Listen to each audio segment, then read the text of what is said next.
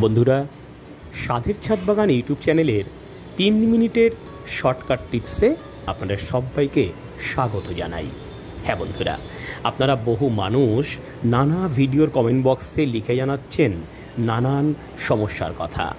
স্বাদের ছাদ বাগান ইউটিউব চ্যানেলের পক্ষ থেকে এই প্রত্যেকটা সমস্যার সমাধান করা হবে এই 3 মিনিটের শর্টকাট টিপসের মাধ্যমে। আজকের শর্টকাট টিপসে আমরা শিখব মাধবীলতা ফুল গাছকে কী করে আমরা ভীষণ সুন্দরভাবে বনসাই শেপে রূপ দিতে পারবো এবং প্রচুর ফুল মাধবীলতা বা মাধুরীলতা ফুল গাছে সারা বছর ধরে পাবো, তার কিছু সিক্রেট টিপস। চলুন শুরু করা যাক। যখনই আপনি টবে এই গাছকে লাগাবেন তখনই একেবারে এই টবের এইরকম সরু সরু লতার মতো উঠে আসবে। আপনি সেই লতাকে আস্তে করে এইভাবে আমরা এরকম পিঞ্চিং করে দেব। পিঞ্চিং করতে পারলেই দেখুন এখানে পিঞ্চিং করেছি, এখান থেকে আবার দুখানা ডাল বেরিয়েছে। এই দুটো ডালে দুটো পাতা আসলে এটাকেও আমরা আস্তে করে এরকম এইভাবে পিঞ্চিং করব। পিঞ্চিং করে করে যখন গাছটিকে একদম একটা সুন্দর শেপ দেব তখন গাছটি কিন্তু এইরকম সুন্দর তৈরি হবে এবং একেবারে একটা শক্ত কাণ্ডের উপর দাঁড়িয়ে থাকবে।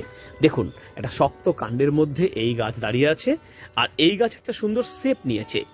এভাবেই মাধবীলতা ফুল গাছকে আপনারা বনসাই হিসেবে তৈরি করতে পারেন। থরে থরে প্রত্যেকটা শাখায় যখন এই ফুল ফোটে তখন আপনার ছাদ বাগান তথা আপনার বাড়ির গেট তথা আপনার ব্যালকনি বাগান আলোকিত হয়। ফুলগুলো প্রথমে সাদা হিসাবে ফোটে, তারপর এরকম কালার চেঞ্জ করে। মাধবীলতা গাছ টবেই কিন্তু খুব ভালো হয়ে থাকে। আপনারা 1 মুঠো গুঁড়ো সর্ষের খোল, 2 চামচ হাড়ের গুঁড়ো আর 10টা কলার খোসা ভালো করে গুঁড়ো করে একটা জৈব সার বানিয়ে নিন। সেই জৈব সার থেকে আপনারা প্রত্যেক সপ্তাহে 1 চামচ এইরকম টবের মধ্যে দিয়ে দিন। আর যাদের টব একটু বড় তারা 2 চামচ দিন। এটা করতে পারলেই মাধবীলতা গাছে প্রচুর ফুল আসবে। কেমন লাগলো এই 3 মিনিটের শর্টকাট টিপস? অবশ্যই কমেন্ট বক্সে লিখে জানান।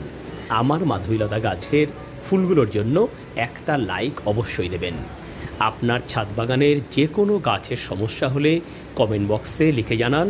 স্বাদের ছাদ বাগান ইউটিউব চ্যানেলের পক্ষ থেকে আমি রাজু ভাই চেষ্টা করব এইরকম 3 মিনিটের মাধ্যমেই আপনার সমস্যার সম্পূর্ণ সমাধান করতে। ভিডিওটি ভালো লাগলে লাইক দেবেন আর সবার মধ্যে শেয়ার করবেন। আর রোজ এরকম একটা করে শর্টকাট টিপস পেতে অবশ্যই সাবস্ক্রাইব করবেন স্বাদের ছাদ বাগান ইউটিউব চ্যানেল আর ফলো করবেন স্বাদের ছাদ বাগান ফেসবুক পেজকে। ধন্যবাদ।